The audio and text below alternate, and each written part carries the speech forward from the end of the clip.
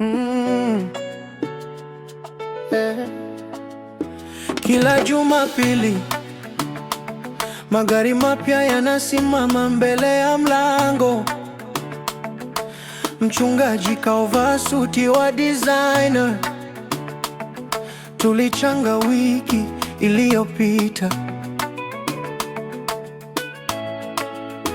Mama Asha na Karo analia kimya nyuma ya benchi, anatoa miaka ya mwisho.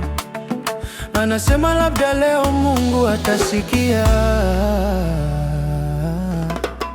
Biashara au kanisa, tuelezeni kama ni sadaka au ni deni.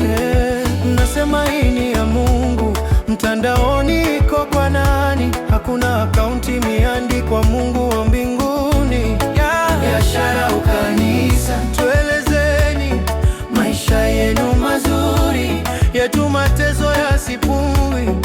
Mnasema ni kwa Bwana, lakini majina ni yenu.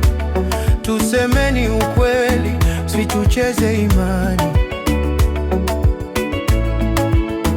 Wanapanda jukwani, mbegu yako italeta miujiza, lakini shule za watoto wao hazijui foleni ya 2000.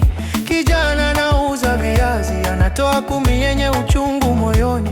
Mchungaji ananunua jumba jipya, anaita neema, sisi tunaita maumivu. Biashara au kanisa, tuelezeni kama ni sadaka au ni deni. Mnasema hii ni ya Mungu, mtandaoni iko kwa nani? Hakuna akaunti imeandikwa Mungu wa mbinguni. Biashara au kanisa, tuelezeni maisha yenu mazuri, yetu mateso yasipungu. Mnasema ni kwa Bwana, lakini majina ni yenu. Tusemeni ukweli, situcheze imani. Si tunamjua Yesu, alitembea na maskini, hakuwauza matumaini. Kama kweli ni huduma, mbona risiti ni nyingi kuliko huruma? Biashara au kanisa, tuelezeni kama ni sadaka au ni deni.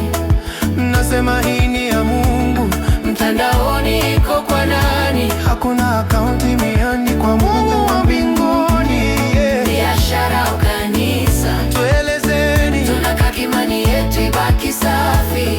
Mnasema ni kwa Bwana, lakini majina ni yenu. Mkitupenda kweli, mseme ukweli. Biashara au kanisa,